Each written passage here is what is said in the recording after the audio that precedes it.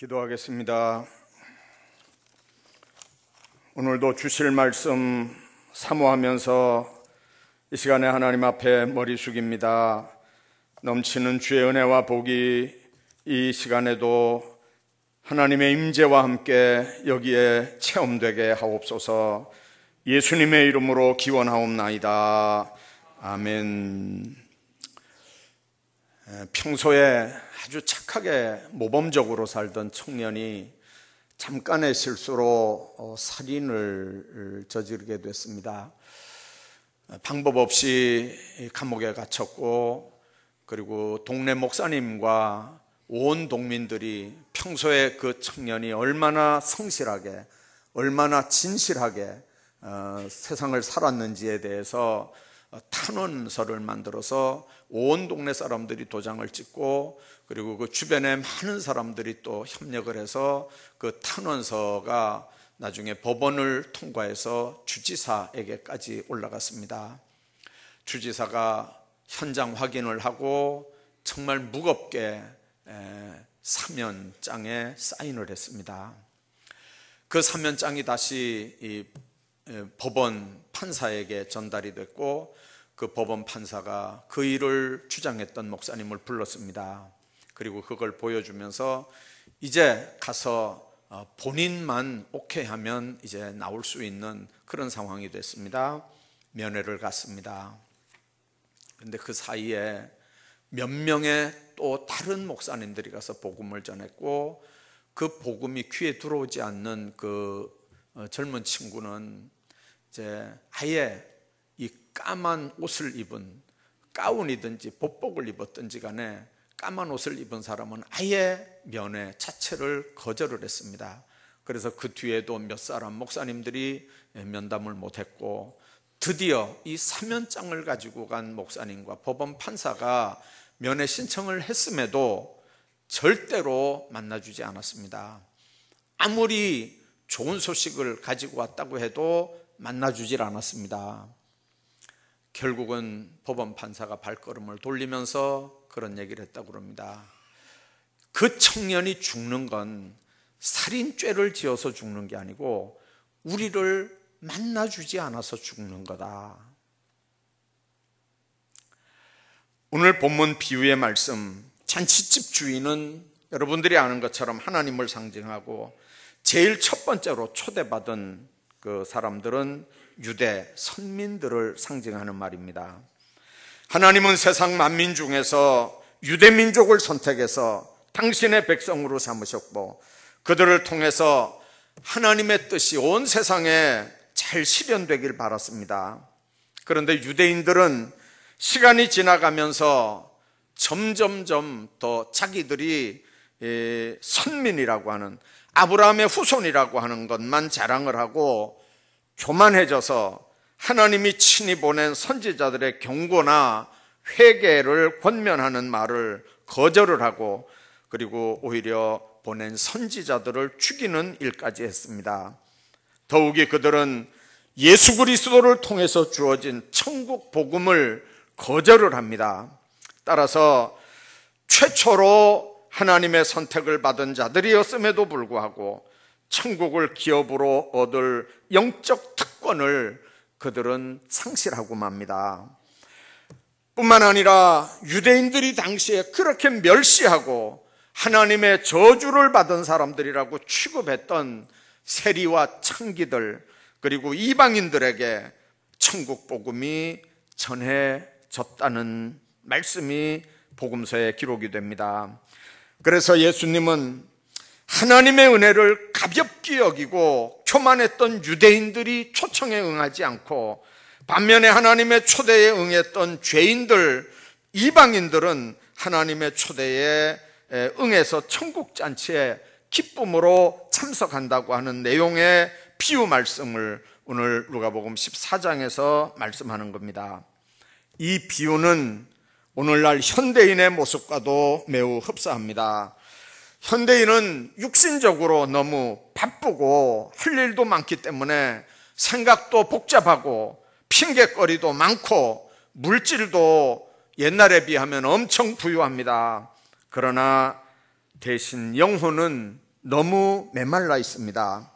그래서 사람들은 영혼을 살찌우고 풍족하게 해줄 하나님의 잔치에 관해서는 점점점 관심이 없습니다. 관심이 없는 정도가 아니고 초청을 해도 거절을 합니다. 오늘 본문에 보면 하나님께서 초청한 사람들이 세 종류입니다. 오늘 17절에 보니까 잔치할 시각에 청했던 자들에게 종을 보내서 모든 것이 다 준비됐다, 와라, 그렇게 했는데 그들은 참석하지 않았다고 그랬습니다. 그리고 참석하지 않는, 거절하는 이유 몇 가지가 거기에 기록이 됩니다. 첫째, 사람들은 밭을 샀기 때문에 아무래도 밭에 가봐야 되겠다, 그 말입니다.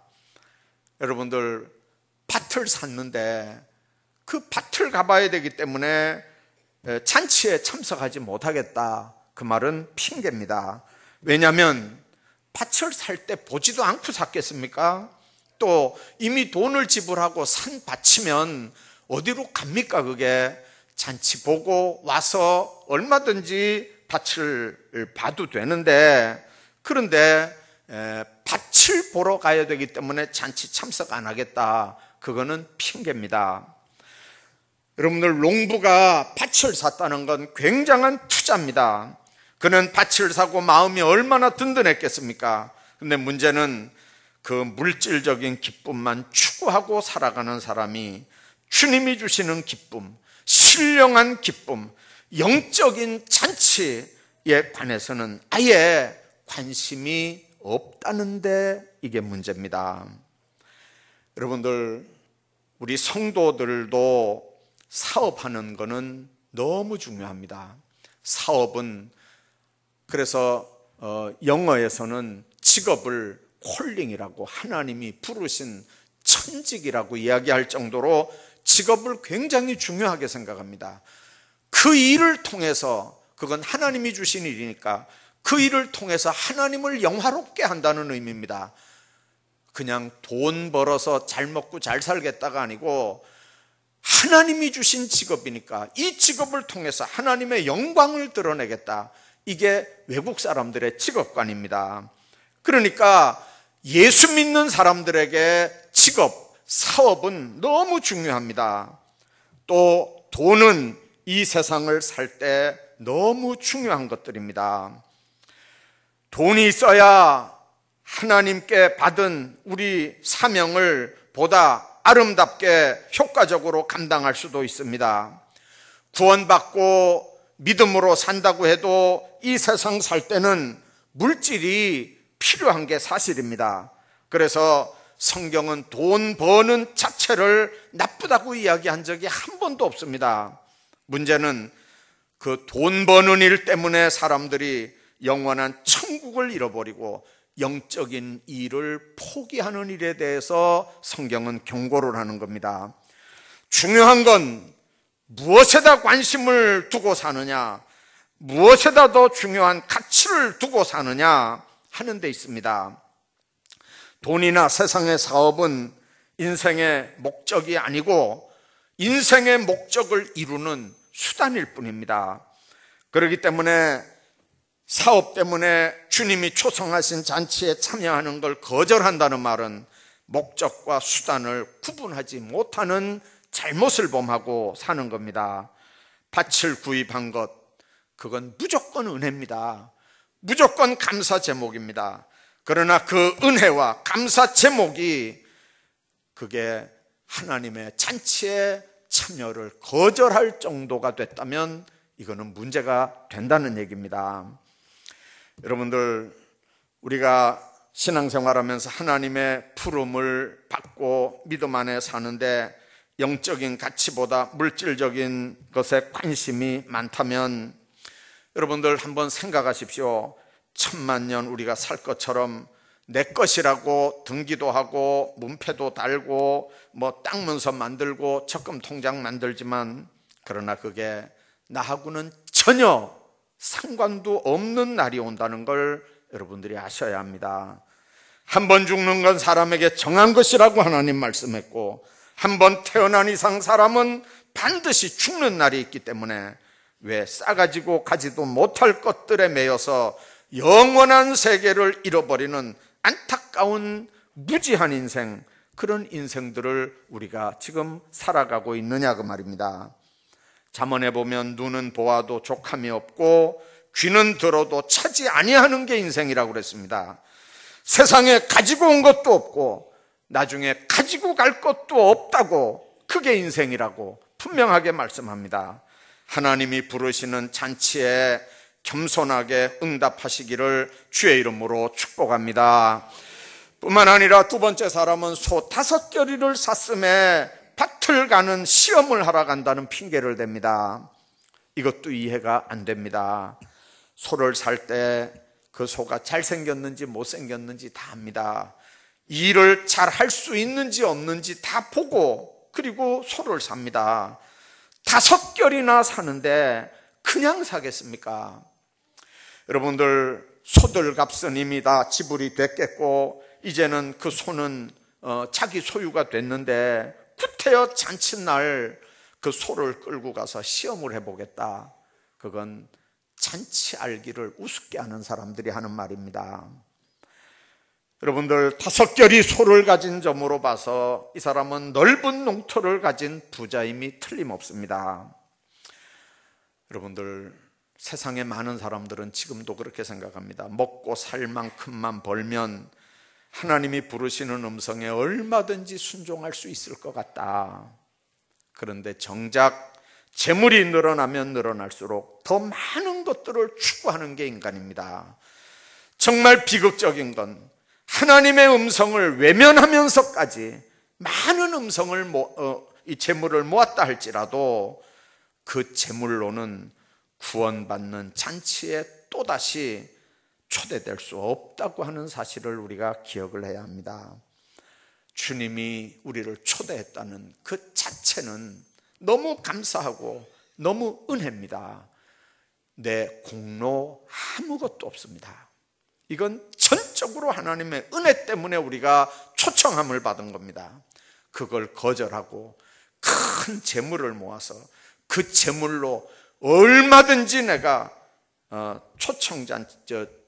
잔치에 초청받을 수 있을 거라고 생각하는 건 여러분들 착각입니다. 세상에는 김천 지역에도 그런 얘기 제가 한번 들은 적이 있습니다. 무슨 회, 무슨 회, 이런 회들이 많더라고요. 보니까 그 회에 회장을 하려면 그래도 몇백만 원씩, 몇천만 원씩 이렇게 기부를 해야 그 회장이 된대요. 그 회에다가 기부를 하는 거겠죠. 그 회원들이 적어도 아무나 회장시키는 게 아니고 어느 정도 돈도 낼 수 있는 재정적인 능력이 있는 사람이래야 아마 그 모임에 회장도 시키고 그러나 봐요. 여러분들, 그건 세상 모임입니다. 여러분들, 하나님 앞에 재물 가졌다고 구원받는 자리에 주님이 또다시 우리를 초청해 줄 거라고는 아예 여러분들 생각하지 마시기 바랍니다. 왜 그러냐면 재물은 반드시 그 사람을 떠나가는 겁니다. 그 사람이 재물 주인이 아니고 재물 주인은 하나님입니다. 잠시 맡긴 것뿐입니다. 잠언 23장에 보면 네가 어찌 허무한 것에 주목하겠느냐, 정령이 재물은 날개를 내어 하늘에 나는 독수리처럼 날아가리라, 그렇게 말씀합니다. 요한 웨슬레 전집에 보면 아주 재밌는 그 간증 하나가 실려 있습니다. 돈에 대한 설교를 어디 가서 했답니다. 그러니까 정당한 방법으로 돈을 많이 벌어야 됩니다. 예수 믿는 사람들은. 그러니까 그 설교 듣는 사람 하나가 아주 평소에 인색하게 살던 사람인데 유명한 강사가 왔다. 그래서 이제 와서 설교를 듣는데 정당한 방법으로 돈을 많이 벌어야 된다. 그러니까 그 인색했던 사람이 귀가 번쩍 뜨켜가지고 이야, 참 설교 잘한다. 근데 그 웨슬레 목사님이 두 번째로 이런 얘기를 했답니다. 가능한 돈을 많이 벌어서 저축을 많이 해라. 헛된 데 쓰지 말고 저축을 많이 해라. 그러니까 그 인색한 수전노가 무릎을 치면서 이야, 하여튼간 진짜 설교 잘한다. 저렇게 설교 잘하는 사람 나 처음 봤다. 그러면서 이제 교회 나도 다녀야 되겠다라고 딱 생각을 했어요. 그런데 그 웨슬레 목사님이 세 번째 뭐라 그랬냐면, 그렇게 벌어서 저축한 돈은 선한 사업을 위해서 남김없이 써라. 하나님이 우리에게 맡겨놓은 거기 때문에, 하나님 뜻대로 쓰라고 맡겨놓은 거기 때문에 아낌없이 써라. 이렇게 하니까 그 사람이 눈을 번쩍 이렇게 뜨더니 무릎을 툭 치면서 그 자리에서 뻘떡 일어나가지고 하는 말이, 마지막에 가서 그 좋은 설교 다 베렸구만. 이렇게 하면서 예배당을 나가더라는 얘기죠. 돈은 성도에게 있어서 사람의 됨됨이나 신앙 인격을 측정하게 하는 가장 좋은 인격입니다. 돈을 어떻게 쓰느냐, 돈을 어떻게 대하느냐, 그건 인격뿐만 아니라 신앙을 가름하는 바로메타입니다. 그래서 루터는 성도는 심령뿐만 아니라 돈지갑도 거듭나야 된다는 유명한 얘기를 했습니다. 한마디로 돈을 하나님보다 더 사랑하는 사람은 절대로 천국 들어갈 수 없다는 게 성경이 분명하게 가르치는 말씀입니다. 뿐만 아니라 세 번째 사람은 장가든 지 얼마 안 됐기 때문에 갈 수 없다, 그렇게 핑계를 댑니다. 신명기 24장 5절에 보면 결혼한 첫 해는 남자에게 군대나 어떤 공적 직무를 면제해 주도록 규정하고 있습니다. 결혼한 자는 1년간 병력이나 다른 직무를 지우지 못하도록 했고, 신부를 두고 혼자 두고 다니지 못하도록 율법이 딱 명시를 했습니다. 따라서 이 사람은 아내를 잔치집에 데리고 가야 되고, 가서 사람들에게 인사를 시켜야 되고, 그렇게 하는 게 아내를 기쁘게 하는 일이고, 그리고 훨씬 더 하나님 앞에서도 똑바로 처신하는 일이었을 겁니다. 그런데 이 사람의 경우에 세상적인 쾌락 때문에 잔치에 불참을 했다, 그렇게 말씀합니다. 여러분들, 결혼은 무미건조한 인생 광야에서 사람들에게 주신 합법적인 하나님의 축복입니다. 그러나 이것이 잔치에 참여하지 못하게 되는 이유가 돼서는 안 됩니다. 정말 행복한 결혼 생활을 원한다면 하나님께서 허락하신 가정에서 하나님께 영광 돌리는 삶을 살아야 합니다. 가정은 천국의 모형이고 작은 교회입니다. 그렇기 때문에 가정이 하나님 앞에, 결혼 생활이 하나님 앞에 똑바로 돼야 하나님의 백성들이 하나님을 영화롭게 하는 복된 삶을 누릴 수 있는 줄로 믿습니다. 결국은 개인적인 일들 때문에 천국 잔치를 거절하는 건, 이건 개인적으로 큰 불행입니다. 이 사람은 하나님께서 주신 영적 기쁨보다 세상이 주는 일시적인 쾌락을 더 즐거워했던 사람입니다. 지금도 마찬가지입니다. 하나님은 여전히 주의 종들, 전도자들, 여러분 성도들을 통해서 세상에 있는 많은 사람들에게 천국 잔치 동참하라고 복음의 초대장을 보내고 계십니다. 그럼에도 불구하고 세상 사람들은 하나님께서 값없이 베풀어 주시는 이 구원의 자리와 영생의 축복된 잔치 자리에 참석하지 않을 뿐만 아니라 여러분들을 외면합니다. 때로는 여러분들을 조롱합니다. 주님의 사랑과 구원의 복음을 거절합니다. 자신의 육적인 일에만 관심을 집중하고 있습니다. 여러분들, 이 세 종류의 사람들이 왜 초청에 관심이 없는 걸까요? 뭐 소를 산다, 밭을 산다, 결혼을 했다, 그거는 그냥 핑계고, 우리가 영적으로 보면 진짜 두 가지 이유가 있습니다. 하나는 인간의 타락한 근성들 때문에 그렇습니다. 아담은 선악과를 먹었던 이유를 하와가 내게 주기 때문에 먹었다고 그랬습니다. 그건 변명입니다. 진짜 이유는 하나님보다 선악과가 더 좋았기 때문입니다. 여러분들, 천국 초청에 대한 변명들이 지금 얼마나 많습니까? 뭐 공부가 급하다, 뭐 피곤해서 쉰다, 뭐 선약이 있다, 뭐 모임에 나가야 된다, 뭐 바빠서 못 간다, 뭐. 여러분들, 그러나 우리가 분명한 건 이 모든 핑계들은 다 타락한 근성에서 나오는 변명입니다. 정말 바쁘다면, 피곤하다면, 공부하기 힘들다면 다 내려놓고 주님 만나시기를 바랍니다. 그래야 주님 앞에 그 수고하고 무거운 걸 다 내려놔야, 그래야 쉼을 얻고, 그래야 형통한 인생을 살 수 있는 줄로 믿습니다. 뿐만 아니라 왜 그들이 초청에 관심이 없었을까요? 그들의 관심은 하나님이 아니라 철저하게 세상적이기 때문에 그렇습니다. 아담의 관심사는 하나님의 경고의 말씀이 아니라 선악과였습니다. 가룟 유다의 관심사는 3년 동안 따랐던 예수님이 아니라 은 30이었습니다. 그리고 세상 나라였습니다. 아나니아 삽비라 관심은 성령 충만한 뜨거운 가슴이 아니라 베드로에게 인정받고 싶어하는 명예욕이었습니다. 데마의 관심은 바울과 함께 고난받는 게 아니라 세상을 사랑하는 평안한 세상이 더 관심이 많았습니다. 주님을 사랑하는 제자들은 모든 것을 버리고 주님을 따르던 사람들입니다. 타락한 본성도 버리려고 노력했고, 또 세상을 등지고 주님만 따르기로 작정을 하고 주님을 따라 나섰던 사람들입니다. 개인주의 물질을 사랑하는 것 버리려고 노력했던 사람들입니다. 아브라함이 그랬고, 모세도 그랬고, 세례요한도 그랬고, 스데반도, 베드로도, 바울도 다 그런 사람들입니다.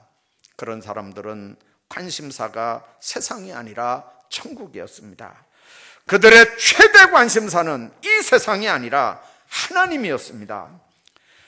우리들도 최대의 관심사가 이 세상이 아니라 하나님이기를 바라고, 최고의 우선순위는 하나님의 나라, 하나님의 의를 구하는 것이기를 주의 이름으로 축복합니다. 여러분의 진실한 관심사가 뭡니까? 하나님입니까? 하나님의 나라입니까? 천국입니까? 아니면 세상입니까? 세상 나라입니까? 세상 가치관입니까? 만일 예수 믿는다고 하면서 우리 관심이 세상적인 것이라면 우리는 가장 불쌍한 사람들이라는 게 바울의 판단입니다. 우리 최대 관심사는 주님의 말씀처럼 먼저 그 나라와 그의 의를 구하는 삶이기를 축복합니다. 그런데 왜 또 그들은 초청에 관심이 없었을까요? 극도로 폐쇄된 개인주의자들이기 때문에 그렇습니다. 여러분들, 정말 타락한 근성도 또 하나님이 아니라 세상이 관심이기 때문에 그렇기도 하지만, 극도로 폐쇄된 개인주의자들은 하나님의 초청에는 관심이 없습니다. 전도를 해보면 여러분들 그런 사람 쉽게 만날 수 있습니다. 나는 교회 안 가도 얼마든지 나 알아서 한다. 자신의 길, 자신의 생각, 지식, 경험을 앞세워서 예수 믿는 걸 거부하는 사람들을 우리가 봅니다. 다시 말하면 하나님 없어도 얼마든지 세상을 혼자 능력으로 행복하게 살 수 있다는 겁니다. 꼭 교회 안 가도 1년에 한 번씩 절에 가도 되고, 또 절에 안 가도 유교 믿어도 되고, 요즘 같으면 이슬람 가도 되고, 모든 종교가 다 똑같은데 꼭 왜 하나님이 필요하냐, 그거거든요. 잘 먹고 잘 살면 여기가 천국이지, 죽으면 그만이지 뭘 천국을 또 가느냐, 그렇게 합니다. 이렇게 극도로 폐쇄된 개인주의자들은 자신의 사고방식에 큰 성벽을 쌓아놓고 세상을 살아갑니다. 누구도 그 성벽을 뚫고 들어갈 수 있는 사람이 없습니다. 대화가 안 됩니다. 설득이 안 됩니다. 자신의 생각이 언제든지 옳습니다. 누구도 그 성을 파고 들어갈 방법이 없습니다. 자신이 아는 게 답니다. 세상 사람들은 흔히 하는 말로 고집이 세다 평가하지만, 심리학에서 얘기하는 건 폐쇄주의자들입니다. 그래서 극도의 개인주의는 자기밖에 모르기 때문에 생명의 말씀이 들어갈 수가 없습니다. 그래서 그런 사람들은 믿음 생활을 하기가 어려운 겁니다. 작년이 종교개혁 500주년을 맞이했습니다. 쯔빙글리나 루터나 칼빈이나 또 잔 후스 같은 사람들에 의해서 종교가 개혁이 되는 횃불이 이렇게 들려졌습니다. 여러분들, 작년 500주년 할 때는 교회가 개혁돼야 되고 종교가 개혁돼야 된다고 교회들이 난리가 났었습니다. 근데 501년이 되는 올해는 개혁에 대한 얘기 안 하거든요. 개혁은 예수님 오신 이후부터 끊임없이 개혁돼야 됩니다. 지금도 개혁돼야 됩니다. 어떻게 개혁돼야 됩니까? 종교개혁자들은 오직 하나님, 오직 성경, 오직 은혜, 정말 하나님 안에서 그걸 기치로 종교개혁을 했습니다. 지금도 똑같습니다. 하나님의 말씀 기준으로 하나님의 뜻을 이루어드리는 하나님의 사람들로 날마다 바꾸어가는 게 내가 나를 개혁하는 거고, 우리가 교회를 개혁하는 거고, 우리가 하나님 앞에 아름답게 살아가는 일들입니다. 우리 모두가 다 감사한 건 주님의 초청에 겸손함으로 응답한 사람들입니다. 첫 번째가 아닌, 그래도 부르고 불렀는데도 안 오니까 자리가 부족해서 정말 하나님은 막다른 데 가서 이렇게 우리를 불러다가 하나님의 자녀 삼을 수도 있습니다. 그러나 하나님의 영광을 위해서입니다. 우리가 요청한 게 아닙니다. 하나님의 영광을 위해서 하나님이 우리를 부르셨고, 우리는 그 하나님의 부름을 받고 신앙생활하는 하나님의 사람들인 줄로 믿습니다. 날마다 감사할 수밖에 없습니다. 감사밖에 없습니다. 그러므로 세상 일을 핑계 삼아 하나님의 초청을 외면하고 세상에 머무르는 교인들이 없기를 주의 이름으로 축복합니다. 그건 하나님을 무시하는 일입니다. 그건 하나님 앞에 불신앙입니다. 스스로 지혜롭게 세상을 산다고 자부할 게 아니라 하나님은 이런 사람들에게 반드시 진멸하시고 대신에 다른 사람들을 초청한다는 이 비유의 말씀을 우리가 명심해야 합니다. 나를 불러 구원해 주신 하나님의 은혜를 높이는 전도 축제에서 사명자들 되시기를 주의 이름으로 축복합니다.